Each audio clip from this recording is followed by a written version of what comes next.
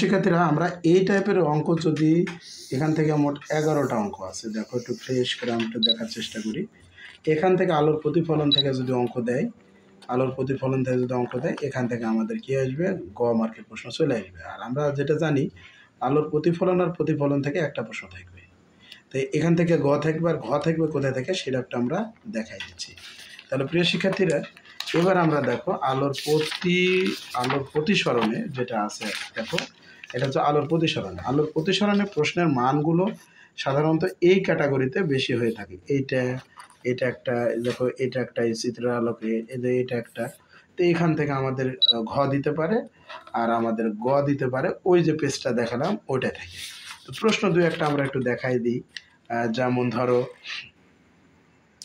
এই পেজ থেকে, যেমন এই একটা চার নাম্বার, তারপর এখানে থেকে 2 নম্বর, আমরা একটু ভিতরে স্ক্রল করে চলে যাই, 6 নম্বর, 7 নম্বর, এই টাইপের প্রশ্নগুলো আসবে। এবার আমরা একটু ভিন্ন টাইপের কিছু যদি প্রশ্ন থাকে সেটা একটু তোমাদের মাঝে একটু দেখাই দিই প্রিয় শিক্ষার্থীরা।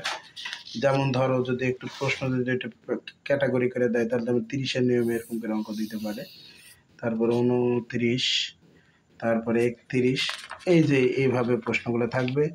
এবং এখানে দেখো যে 24 নম্বর, তারপরে আসা হলো যে 26 নম্বর, তারপরে আসলে 21 নম্বর, এই টাইপের প্রশ্নগুলো তোমাদের মাঝে আসবে। এটা আমি আশা করি ভালোভাবে বুঝতে পারছো। তো এতটুকুই আমাদের লিখিত পরীক্ষা এভাবে। তারপরেও আমি একটু লাস্ট পজিশনে একটু তোমাদের আমি বলে দিই, সেটা হলো আমরা কিভাবে কি করব। অর্থাৎ 2 আর 3 মিলে আমরা এটা বলে দিলাম, এটা হলো 10, 4 অধ্যায় মিলে 10, 2 আর 3 অধ্যায় মিলে 10, 4 অধ্যায় মিলে 10, 5 অধ্যায় মিলে 10, এবং 7 অধ্যায় মিলে 10, এবং 10 আর 11 মিলে হলো 10। দেখো এখানে কিন্তু 50 হয়ে যাচ্ছে।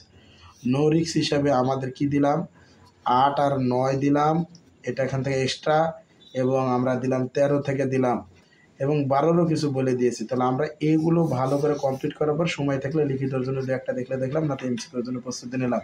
তো আমরা পরবর্তীতে আমরা খুব তাড়াতাড়ি 1-1.5 ঘন্টার মধ্যে আমরা হয়তো বা এমসিকিউর সাজেশনে কীভাবে কী করে উত্তর করতে হবে, কীভাবে পারা যাবে সেভাবে ভিডিও দেবো। পরবর্তী ক্লাসে স্বাগতম জানিয়ে আজকের মতো শেষ করে দিলাম। আল্লাহ হাফেজ।